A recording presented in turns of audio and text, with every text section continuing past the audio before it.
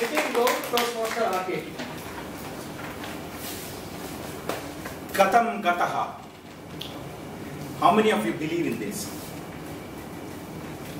Excellent. Good morning, Toastmaster of the day, fellow Toastmasters and guests.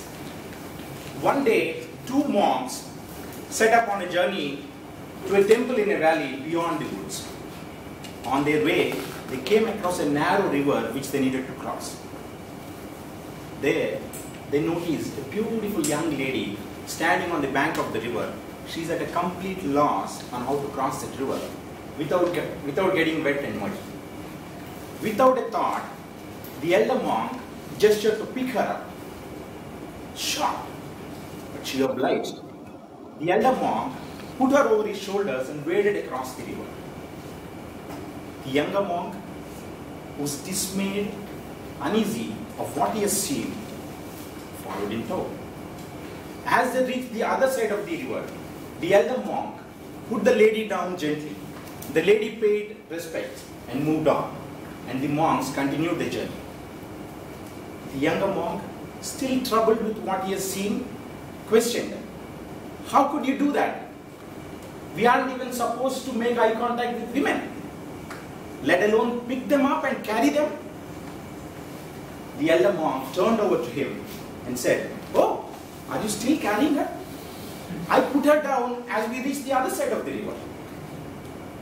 With that, the elder monk started leading the way, leaving the younger monk to contemplate his words for the remainder of the journey. The compassion of the elder monk to put the needs of a lady before his own spiritual practice, and his mental stability to then let go of the fact that he strayed from his personal belief. Isn't that a lesson for all of us? In this story, the elder monk did a sacrifice for a greater good. The younger monk was resistant to transience which brought him mental suffering. Well, this isn't just a story. It does happen in real life.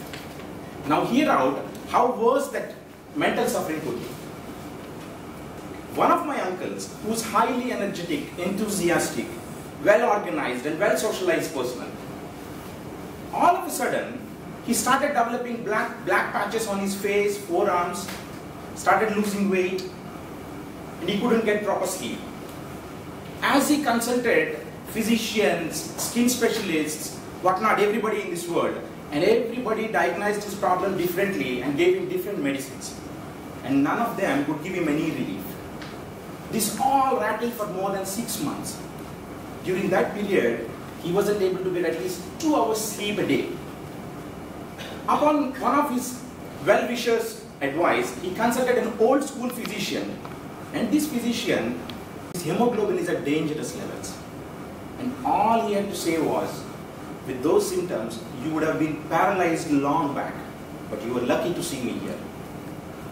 He did prescribe to take timely nutrient food and a mild sleeping pills in order to get him sleep. And he also gave a piece of advice to find out if there is anything that is bothering him, which is not letting him sleep, overcome it. Don't struggle with it. So my uncle, he started medication, and most importantly, he did introspect on what is bothering him. Exactly a month before his health started deteriorating, he had a rift with his sister, who was his stick pal, for whom he was available in every moment of her life. In one situation, she was put to a test to choose between him and her son-in-law to deal with one of the crucial family matters. For some reason, she chose her son-in-law. This has hurt my uncle very deeply. He expressed his disgust within the family circles. Everybody empathized him and forgot about it. But he was holding on to it, struggling with it, lost focus on himself, and eventually which impacted his health.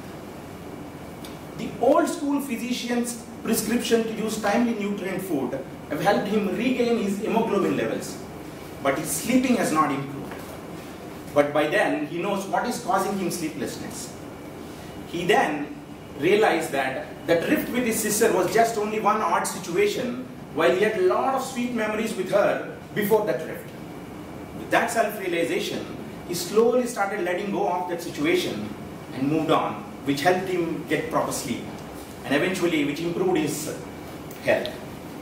Now you might wonder whether those two, the sister and my uncle, have ever had a patch up. You know, as a close family confidant, I took it on me to patch them up.